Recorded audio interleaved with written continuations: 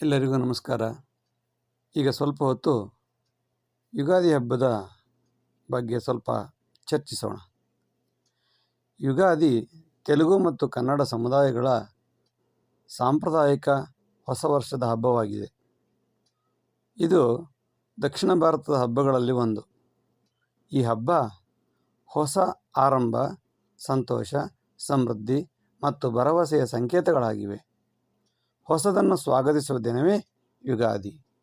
ಯುಗಾದಿ ಎಂಬ ಪದವು ಸಂಸ್ಕೃತದ ಯುಗ ಮತ್ತು ಆದಿ ಎಂಬ ಎರಡು ಪದಗಳಿಂದ ಬಂದಿದೆ. ಯುಗ ಎಂದರೆ ಕಾಲ ಅಥವಾ ಯುಗ, ಆದಿ ಎಂದರೆ ಆರಂಭ.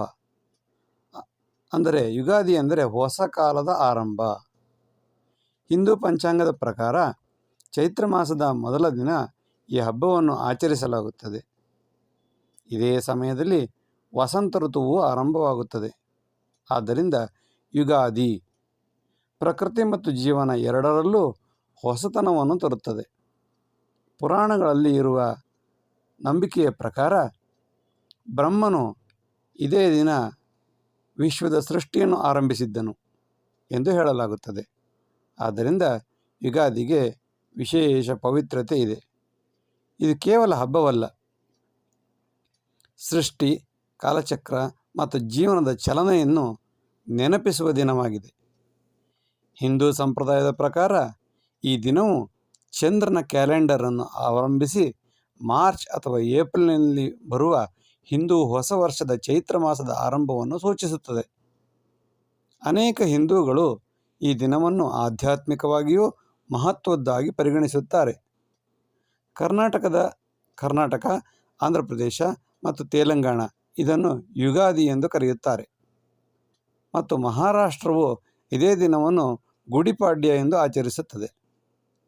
ಪ್ರಾದೇಶಿಕ ವ್ಯತ್ಯಾಸಗಳ ಹೊರತಾಗಿಯೂ ಮೂಲ ಅರ್ಥವು ಒಂದೇ ಆಗಿರುತ್ತದೆ. ಯುಗಾದಿಯೊಂದಿಗೆ ಸಂಬಂಧಿಸಿದ ಪ್ರಮುಖ ಆಚರಣೆಗಳೆಂದರೆ ಪಂಚಾಂಗ ಶ್ರವಣಂ. ಇದು ಹೊಸ ವರ್ಷದ ಹಿಂದೂ ಪಂಚಾಂಗದ ವಿದ್ಯುಕ್ತ ಓದುವಿಕೆ. ಪುರೋಹಿತರು ಅಥವಾ ವಿದ್ವಾಂಸರು ದೇವಾಲಯಗಳಲ್ಲಿ ಅಥವಾ ಸಮುದಾಯಗಳಲ್ಲಿ ಅಥವಾ ಸಭೆಗಳಲ್ಲಿ ಪಂಚಾಂಗವನ್ನು ಓದುತ್ತಾರೆ. ಓದುವಿಕೆ ಇದಕ್ಕೆ ಸಂಬಂಧಿಸಿದ ಭವಿಷ್ಯವಾಣಿಗಳನ್ನು ಒಳಗೊಂಡಿದೆ. ಪ್ರಕೃತಿಯಲ್ಲಾಗುವ ಬದಲಾವಣೆಗಳಿಂದ ಮೊದಲುಗೊಂಡು ರೈತರ ಕಾರ್ಯಚಟುವಟಿಕೆಗಳ ತನಕ ಯಾವಾಗ ಏನು ಮಾಡಬೇಕು, ಹೇಗೆ ಮಾಡಬೇಕು ಎಂದು ನಿರ್ಧಾರ ತೆಗೆದುಕೊಳ್ಳುವುದಕ್ಕೆ ಇವತ್ತಿಗೂ ಯುಗಾದಿ ದಿನದಂದು ವರ್ಷಫಲ ಏನಿದೆ ಎಂದು ನೋಡಲಾಗುತ್ತದೆ. ಗ್ರಹ ಚಲನೆಗಳು, ಕೃಷಿ ಪರಿಸ್ಥಿತಿಗಳು, ಹವಾಮಾನ ಮಾದರಿಗಳು, ಆರ್ಥಿಕ ಪ್ರವೃತ್ತಿಗಳು, ವರ್ಷದ ಸಾಮಾನ್ಯ ಭವಿಷ್ಯ ಹೀಗೆ ಹಲವು ವಿಷಯಗಳ ಬಗ್ಗೆ ಪಂಚಾಂಗವು ಪ್ರಮುಖ ಪಾತ್ರ ವಹಿಸುತ್ತಾ ಬಂದಿದೆ.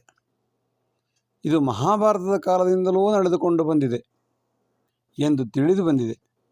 ಭವಿಷ್ಯ ಪುರಾಣದಲ್ಲಿ ಧರ್ಮರಾಯನನ್ನು ಕುರಿತು ಹೀಗೆ ಹೇಳಲಾಗಿದೆ: ಮಹಾಬಾಹೋ ಧರ್ಮರಾಜ, ಚೈತ್ರ ಶುದ್ಧ ಪಾಡ್ಯಮಿ ಪುಣ್ಯಕರವಾದುದು.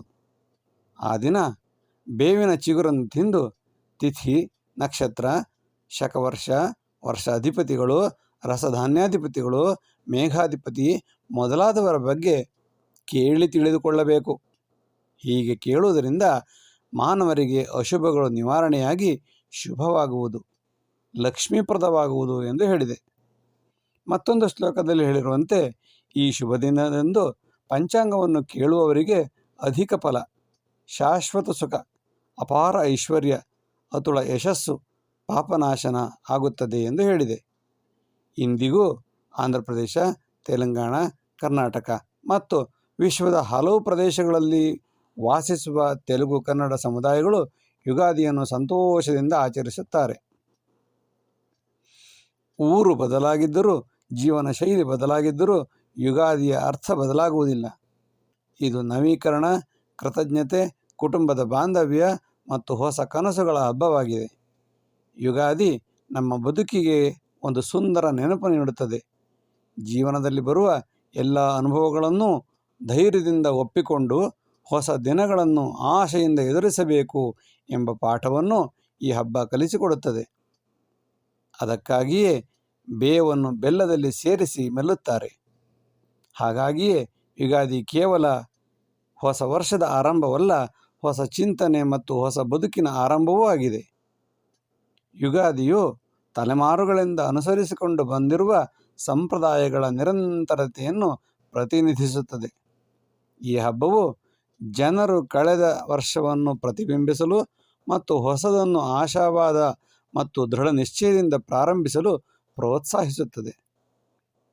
ತೋರಣ, ಮಾವಿನ ಎಲೆ ಅಲಂಕಾರ, ರಂಗೋಲಿ, ಯುಗಾದಿ, ಬೇವು ಬೆಲ್ಲ ಮತ್ತು ಪಂಚಾಂಗ ಶ್ರವಣದಂತಹ ಆಚರಣೆಗಳು ರಾಜ್ಯದಲ್ಲಿ ಆಳವಾದ ಸಾಂಸ್ಕೃತಿಕ ಬೇರುಗಳನ್ನು ಎತ್ತಿ ತೋರಿಸುತ್ತವೆ. ಇದೇ ಸಮಯದಲ್ಲಿ ಯುಗಾದಿಯು ಸಮುದಾಯ ಬಂಧಗಳನ್ನು ಬಲಪಡಿಸುತ್ತದೆ. ಕುಟುಂಬಗಳು ಮತ್ತೆ ಒಂದಾಗುತ್ತವೆ. ನೆರೆಹೊರೆಯವರು ಆಹಾರವನ್ನು ಹಂಚಿಕೊಳ್ಳುತ್ತಾರೆ ಮತ್ತು ಸಾಂಸ್ಕೃತಿಕ ಸಂಪ್ರದಾಯಗಳನ್ನು ಯುವ ಪೀಳಿಗೆಗೆ ರವಾನಿಸಲಾಗುತ್ತದೆ. ಯುಗಾದಿಯು ಕೇವಲ ಹೊಸ ವರ್ಷದ ಆರಂಭವಲ್ಲ, ಇದು ಸಂಸ್ಕೃತಿ, ಪರಂಪರೆ ಮತ್ತು ಹೊಸ ಆರಂಭದ ಭರವಸೆಯ ಆಚರಣೆಯಾಗಿದೆ. ಈ ಕಾಲದಲ್ಲಿ ಪ್ರಕೃತಿಯು ತನ್ನ ಫಲಪುಷ್ಪಗಳನ್ನು ಸಮಾಜಕ್ಕೆ ನೀಡುತ್ತಾ ಸಂತೋಷದಿಂದ ಹೊಸ ಚಿಗುರು, ಹೊಸ ಬೇವು, ಹೊಸ ಹೂವು, ಹೊಸ ಹಣ್ಣುಗಳೊಂದಿಗೆ ಸಮಾಜಕ್ಕೆ ಅನೇಕ ರೀತಿಯ ಫಲಪುಷ್ಪಗಳನ್ನು ನೀಡುತ್ತದೆ. ಇದೇ ಪ್ರಕೃತಿಯ ಜೀವನದ ಆರಂಭ ಕಾಲವೂ ಆಗಿದೆ. ಆದ್ದರಿಂದ ನಾವು ಇದನ್ನು ಸಂಭ್ರಮಿಸುವುದು ನಮ್ಮ ಪರಂಪರೆಯ ಸಾಂಕೇತಿಕವಾದ ಹೊಣೆಗಾರಿಕೆಯಾಗಿದೆ. ಹಿಂದಿನವರು ನಡೆಸಿಕೊಂಡು ಬಂದಿರುವ ಈ ಪರಂಪರೆಯನ್ನು ನಾವು ಮುಂದಿನ ಪೀಳಿಗೆಗೆ ನೀಡಬೇಕಾದ್ದು ನಮ್ಮ ಹೊಣೆಗಾರಿಕೆ ಮತ್ತು ಕರ್ತವ್ಯವಾಗಿರುತ್ತದೆ. ಎಲ್ಲರಿಗೂ ಶುಭವಾಗಲಿ, ಮಂಗಳವಾಗಲಿ. ಭಗವಂತನು ಆಯುರಾರೋಗ್ಯ, ಐಶ್ವರ್ಯ, ಭಾಗ್ಯವನ್ನು ಕೊಟ್ಟು ನೆಮ್ಮದಿಯಿಂದ ಜೀವನ ಮಾಡಲು ಸಹಕರಿಸಲಿ ಎಂದು ಆಶಿಸುತ್ತಾ ಯುಗಾದಿಯ ಇಂದಿನ ಚಿಂತನೆಯನ್ನು ಇಲ್ಲಿಗೆ ಸಮಾಪ್ತಿಗೊಳಿಸುತ್ತಿದ್ದೇವೆ.